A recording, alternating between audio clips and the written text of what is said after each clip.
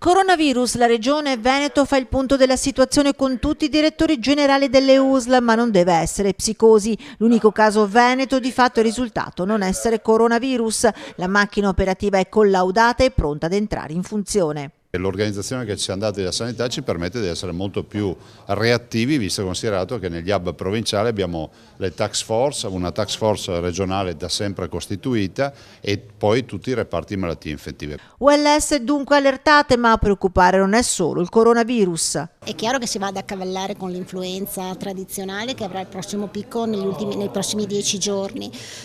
Massima attenzione, massima allerta, i medici di medicina generale sono informati e saranno loro eventualmente a indirizzare le persone. Ed intanto una circolare del Ministero in arrivo lunedì mette in chiaro per quanto riguarda i timori di molti genitori per i figli nelle classi multietniche che in assenza di sintomi e febbri i bambini devono andare a scuola.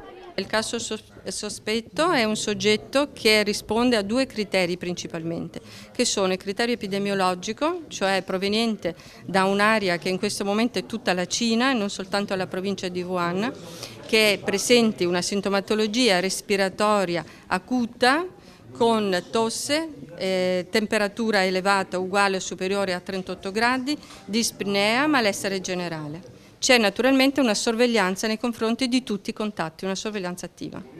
Nel frattempo però il nuovo virus qualche effetto nelle scelte dei vicentini lo fa e parliamo di vacanze e viaggi. Le agenzie infatti si trovano di fronte alle richieste di rassicurazioni, di cambi di itinerari e non tanto e non solo verso la Cina, dove molte compagnie aeree al momento hanno cancellato i voli, ma anche in generale verso le mete asiatiche e gli stessi Stati Uniti, magari scegliendo il Sud America. In stand-by tra le scelte anche le crociere, veri e propri paesi galleggianti con migliaia di persone di diversa nazionalità.